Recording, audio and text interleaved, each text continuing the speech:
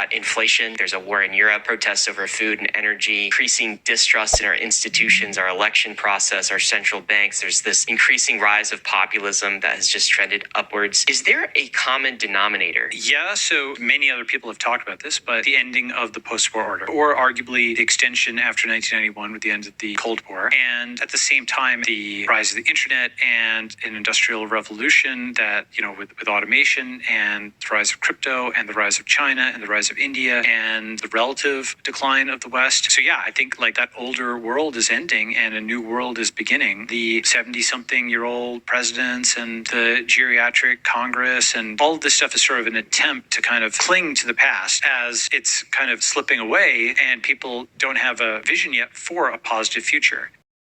Michael Saylor, who is, I think, the founder of MicroStrategy, which is a large business, and it's one of its main goals is buying Bitcoin, the cryptocurrency Bitcoin, and it's been buying up a lot of Bitcoin, about $5.8 billion worth, because it sees a big future with Bitcoin. And as you know, this might seem like an odd video to do because I'm talking about Bitcoin, but I wanted to speak about it in relation to for example, Iran just recently has done a very large trade, about $10 million worth of Bitcoin. They traded using that as a currency, using that as a way of purchasing various materials to get around the sanctions, which, as you know, being if you've been following this channel, that sanctions are an act of war against a country, basically, and the U.S. has done a lot to sanction countries that are in the crosshairs of U.S. empire, and Iran is one of those countries. Unfortunately, Iran has been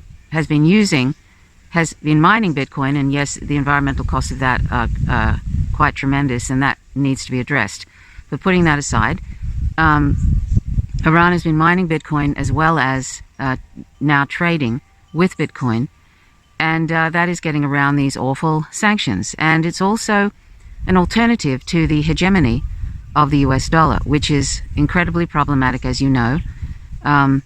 It is the currency that other currencies are measured by, and to help end empire, which if you want peace in the world and you want the end of a lot of war, then empire needs to end. And one of the ways, even though it's still in a capitalist system, which needs to end too, because capitalism and imperialism are inextricably linked, but within the system of capitalism, one of the ways one can decrease the hegemony of the US dollar, which affects empire because it's all capitalism and imperialism are together, you can use cryptocurrency to purchase. And I've done some research into cryptocurrency because about 5 months ago I knew very little about it, only what the corporate media put out about cryptocurrency, which is usually either fear and panic or demeaning it and all that kind of thing, the typical sort of things you would expect from corporate media. And so, when I see that kind of thing, I immediately think, well, it's a good idea to look into it and do my own research. Anytime the corporate media are mocking something, you've probably, or anytime the corporate media is putting out anything, you probably should look for independent sources and do your own research. So that's what I did, and there is definitely value in cryptocurrency. It's not, of course, it's volatile.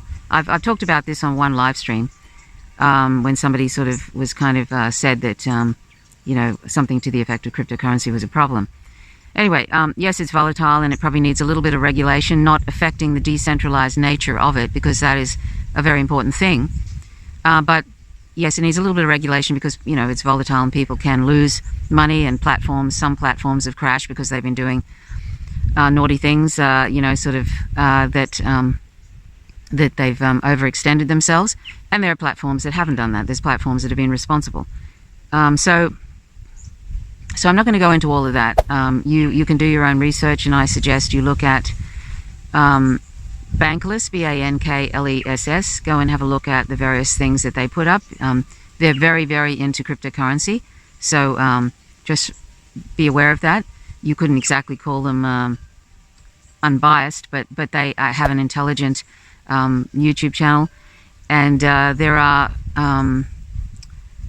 some other ones. I might put some links in the description because, and please note, if I ever mention some external link or some external group, I'm not endorsing everything they say. That's my disclaimer. And just know that anything that I say about Bitcoin or any other cryptocurrency should not be seen as financial advice. And it's always best to do your own research. So with that out of the way, now, so cryptocurrency, and there are many of them, and many of them are a little bit trashy, but there's about, in the top 100, there are, in the top 10 in particular, there are some very good cryptocurrencies, and that this is the way of the future now. Blockchains are the way of the future, and that's becoming very clear.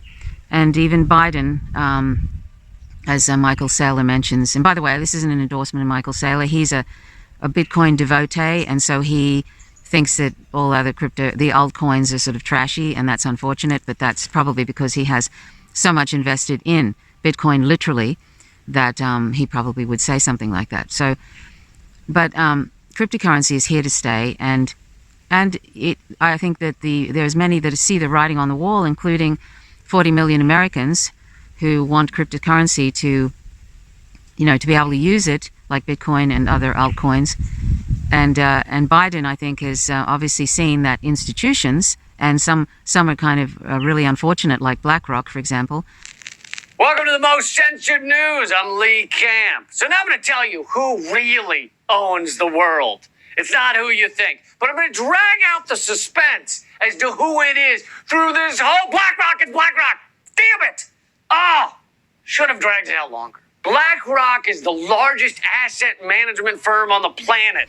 BlackRock is trying to promote Bitcoin to other institutional,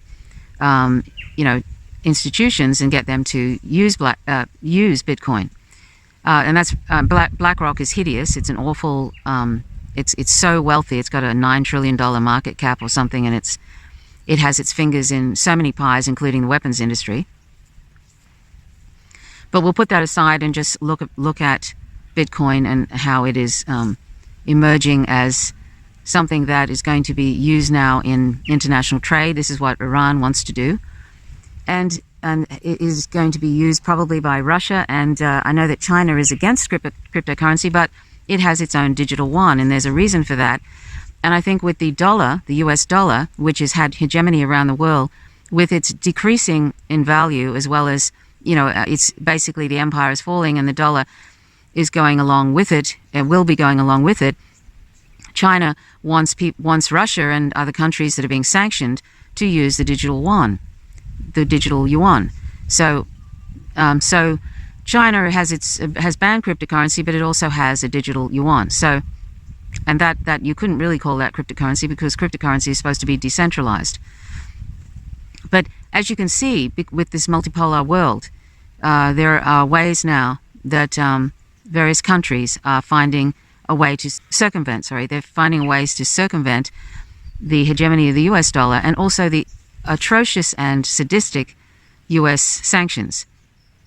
And those US sanctions, like, for example, if Afghanistan had been invested in Bitcoin and some other cryptocurrencies, instead of using, the dollar, instead of using their own currency in their country, and if they'd had Bitcoin instead of, fiat currency, they would have been able to avoid, to some extent, the stealing that the US government does on a regular basis of different countries, the stealing of assets and resources, assets and funds that the US has done to Afghanistan. Afghanistan is a poor country, and the US has actually stolen, I think, $8 billion from Afghanistan after their so-called exit from the country.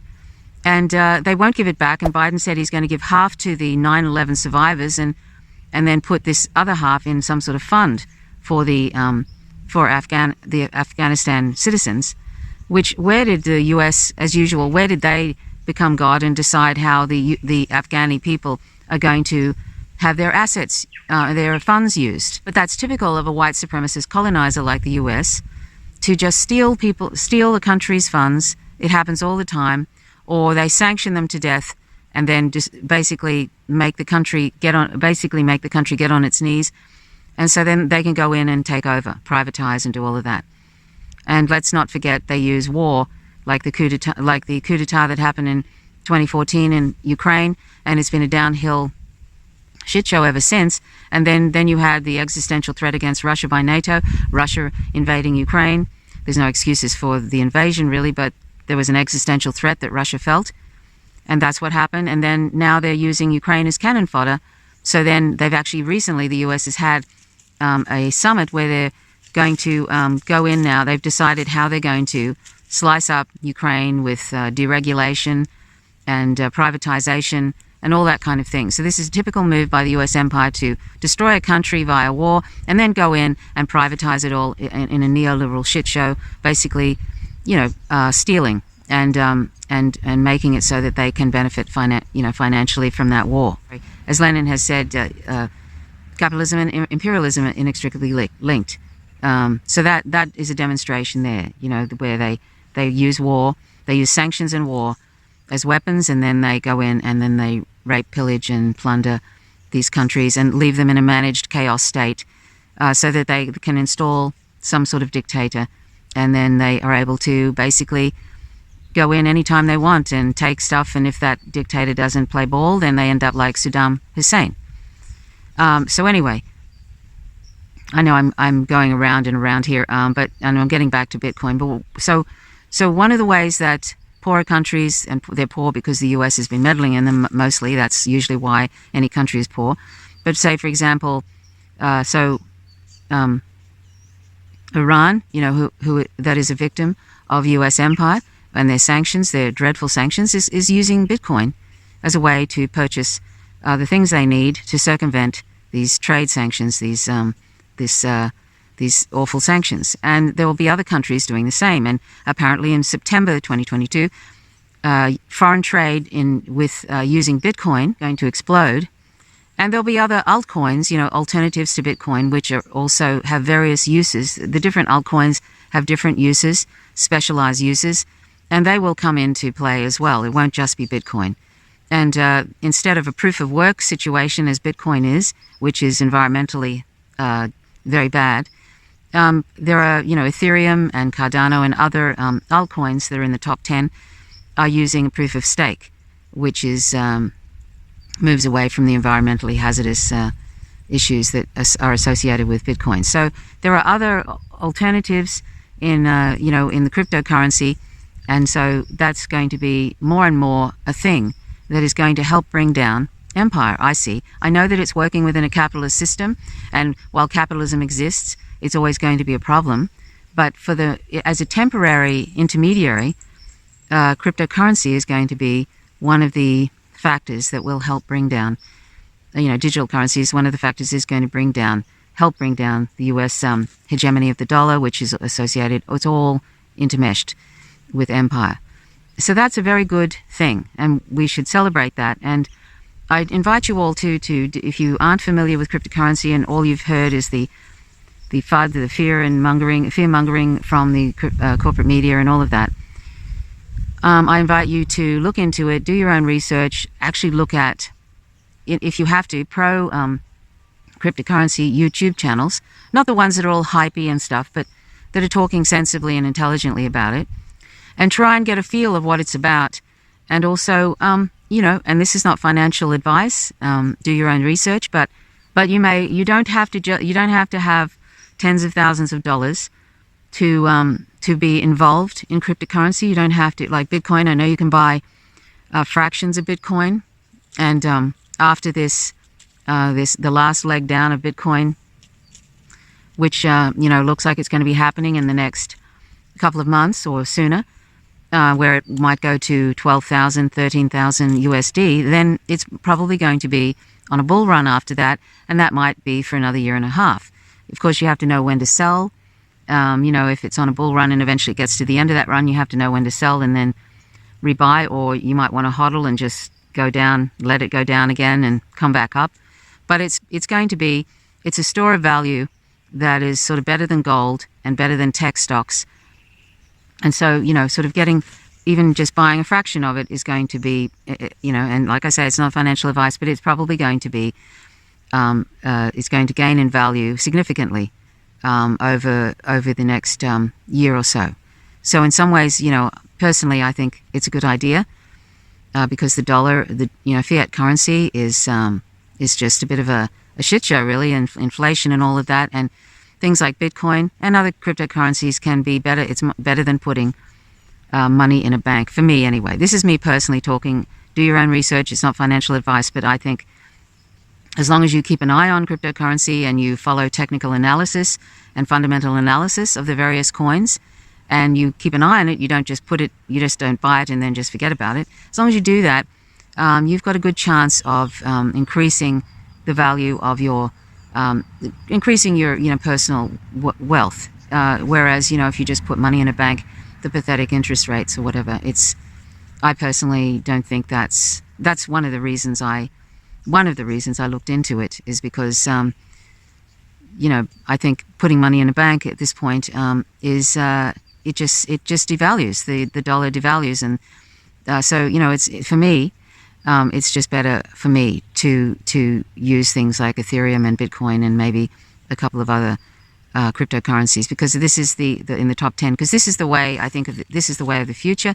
It may seem like that's a strong statement to make, but from all accounts, from what I've seen online, it looks like it's going to be the way of the future. And I think even the very crusty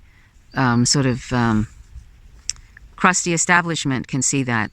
Goldman Sachs and Jamie Dimon and all of that, even if they complain about it, I think they'll be buying into it at some point. And as you can see, hideous organizations, unfortunately, like BlackRock, are basically have 7% interest in Michael Saylor's organization, their MicroStrategy. BlackRock is trying to promote Bitcoin to institutions and get them to adopt it. So that, and Biden has basically given the green light to Bitcoin, so that it's unlikely it's going to be banned. And I think it's probably the case at over time that these other altcoins, the ones in the top 10 or the top 100, it's unlikely, I think, that they're going to be banned, because there's so much money can be made by institutions. There's institutions buying up Cardano and HBAR, Hedera Hashgraph, and other ones like that. Hedera Hashgraph is not exactly decentralized, so you couldn't entirely, I think they're going to do that, but you couldn't entirely call that a cryptocurrency. But there's different ones, Polygon, Avalanche, Solana, there's a bunch of them anyway, so you can find that out for yourself. And as I said, I'm going to repeat it again, this is not financial advice, but I would encourage people, for example, Cardano is like I think it's about 70 cents Australian a coin at the moment. And that will probably, when the bull run happens after Bitcoin drops to about 12 to 13K, and then there's a bull run after that, that's when these various cryptocurrencies will start to gain in value. And, you have to watch them, of course, because it's a volatile thing. And there's no real sort of regulation that if everything crashed, you lose your, you might lose your money, unless you're on a platform which doesn't use customers' assets as in their daily business. They put them in a storage and they make money from the fees and stuff, which is that's a platform that I'm on in Australia, so that there's nothing I don't really have to worry very much at all. So anyway, do your research about platforms, like look up Trustpilot and look at the different platforms and see what they say. Look up what pro cryptocurrency people say on YouTube and other places. There's various newsletters out on the internet about cryptocurrency, like the Daily Hodl, and there's a few others that you can sort of find out and get a feel of what it's all about before you venture into it. It's always good to do your own research. Don't take my word for it, and do your own research and make up your own mind. And don't listen to corporate media. They're just either trying to get clicks or they feel threatened by something challenging the US dollar. But just know that institutions are getting very much involved in cryptocurrency. They can see the writing on the wall with the US dollar, and also that there's money to be made in this cryptocurrency space. And so that's why I don't think the other altcoins are going to be banned, because they see they can make money from it. That's one reason anyway. And also so many people are interested in it now because they can see the value of it, and they see how the dollar is really, like, they can also see, like for myself, I can see how governments use and wield fiat currency like a weapon. They sanction countries and they steal their money and all of that sort of thing. And it's a way for a certain amount of freedom from that for countries like Iran and I think is it Nicaragua? One of the countries has actually made Bitcoin sort of a currency or something. One of the countries has adopted Bitcoin, and I can't. It's one of the Latin American countries. But anyway, so I'm very happy for Iran that they're doing that, and because we want to see the end. Well, one, we want to see the empire fall, and we want to see sanctions end, and we want to see an end to war. And this is just one tiny way of assisting in all of that.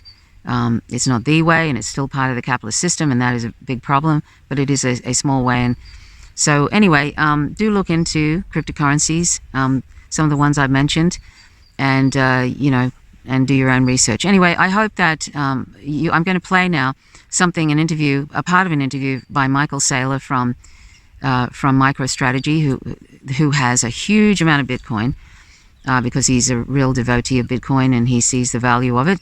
I'm not endorsing Michael Saylor and his opinions, but I just wanted you to hear what he was saying about it and just think about that. This is on a mainstream channel to NBC or something, and just, look into it, because I used to be incredibly ignorant about 5 months ago, and I just thought, there's something wrong with how this is being presented, and I wanted to look into it and do my own research, and so I'm glad that I did. So it's just one way we can help ourselves, and also there's one way that countries like Iran that are under terrible sanctions can help themselves too with cryptocurrency. Anyway, thanks so much for watching. I'll play this next clip. Till next time, my name's Trish Roberts. You're watching Faint Signals from Vega. Till next time, bye for now. Today you said that the executive order from Biden a few weeks ago essentially gave the green light to Bitcoin. So are you feeling pretty optimistic about where we're headed in terms of regulation?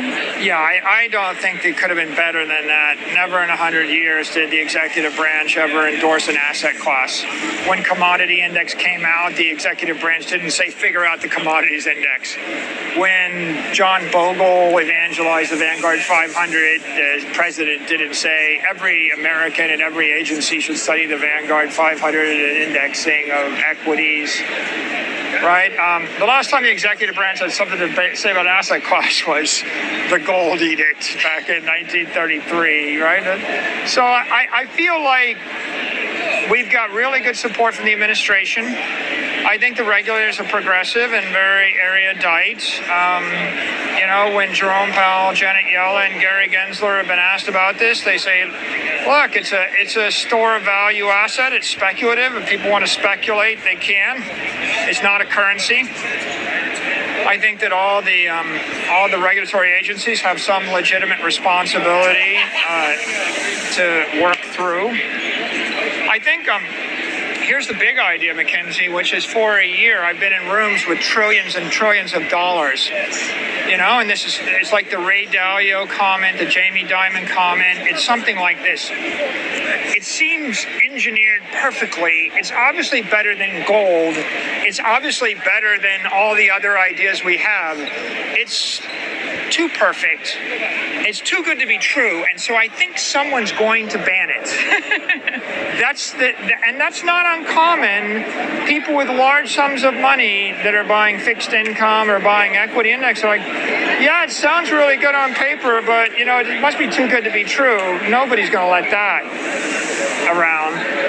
And so how do you answer that criticism when someone says it's too good to be true? And it is too good to be true. It's like perfect money. It's a perfect gold with none of the defects of gold. And it's a big tech monopoly with none of the exposure that Google, Facebook, Apple, and Amazon have, because they have people and they do things.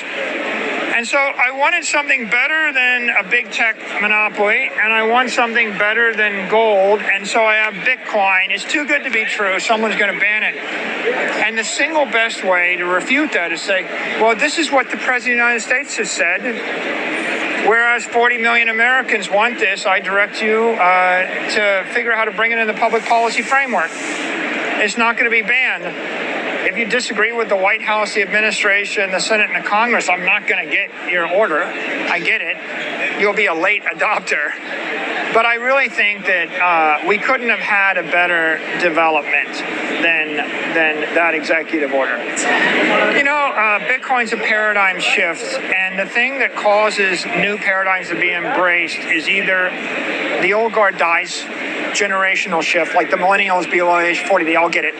Or the other thing is a war. And when you're forced by a war, and this is a classic example where Russia is forced to reconsider their treasury reserve strategy, and then every other country is invited to consider their treasury reserve strategy.